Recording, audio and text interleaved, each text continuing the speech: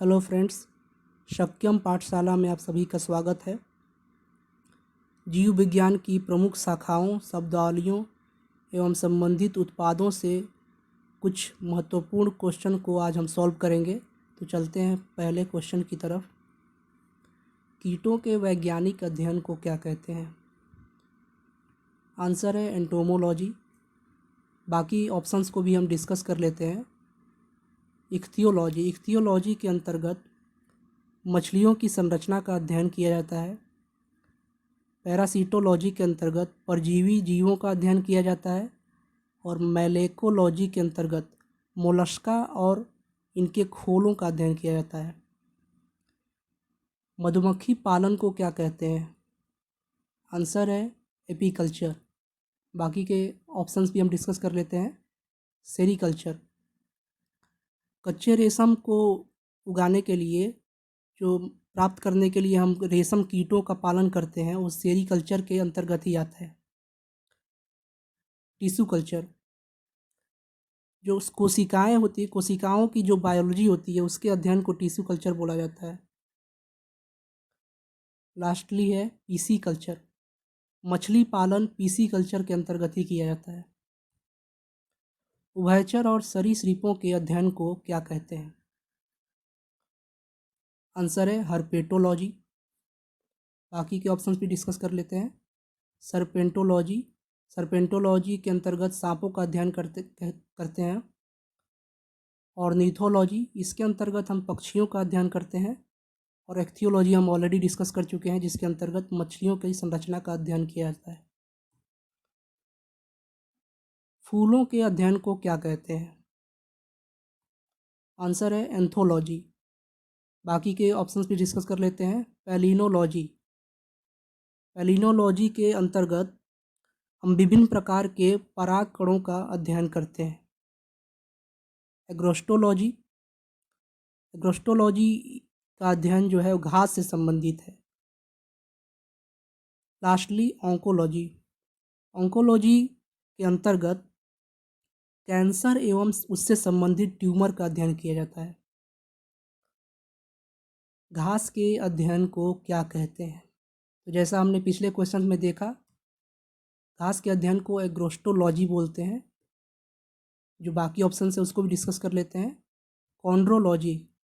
कॉन्ड्रोलॉजी के अंतर्गत हम मनुष्य की जो उपास्थि से संबंधित अध्ययन है वो कॉन्ड्रोलॉजी के अंतर्गत किया जाता है। ये एक लचीला संयोजी ऊतक होता है।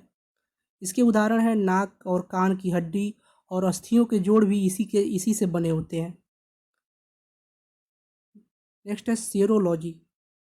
सेरोलॉजी, इसमें हम रुधिर सीरम का अध्ययन जो किया जाता है वो सेरोलॉजी के अंतर्गत ही किया जाता है।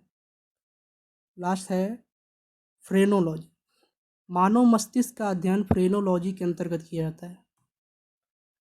रुधिर का अध्ययन कहलाता है। आंसर है हिमेटोलॉजी। बाकी के ऑप्शन भी डिस्कस कर लेते हैं। पेडोलॉजी के अंतर्गत हम मिट्टी का अध्ययन करते हैं। जेरोंटोलॉजी, इसमें मनुष्य की जो वृद्धावस्था है उसको अध्ययन किया जाता है। और लास्ट है इथोलॉजी। इथोलॉजी, इसके अंतर्गत मानव सहित जितने भी जंतु हैं उनका अध्ययन किया जाता है। अंगूर के अध्ययन को क्या कहते हैं?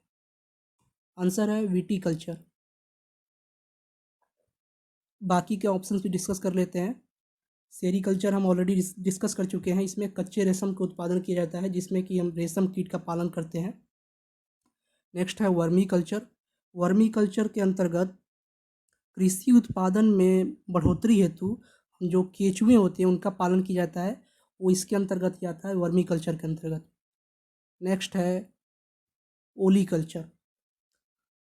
ओली कल्चर के अंतर्गत जो जैतून होता है उसका उत्पादन किया जाता है।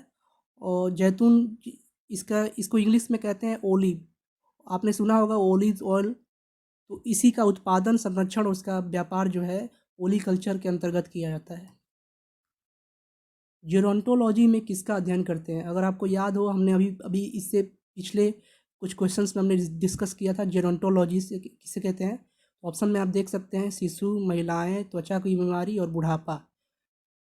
तो जैसा कि फिगर में आप देख सकते हैं वृद्ध व्यक्ति किताब लेकर पढ़ रहा है, तो इसका आंसर है बुढ़ापा। लास्ट क्वेश्चन, अस्थियों का अध्ययन विज्ञान की किस शाखा के अंतर्गत किया जाता है?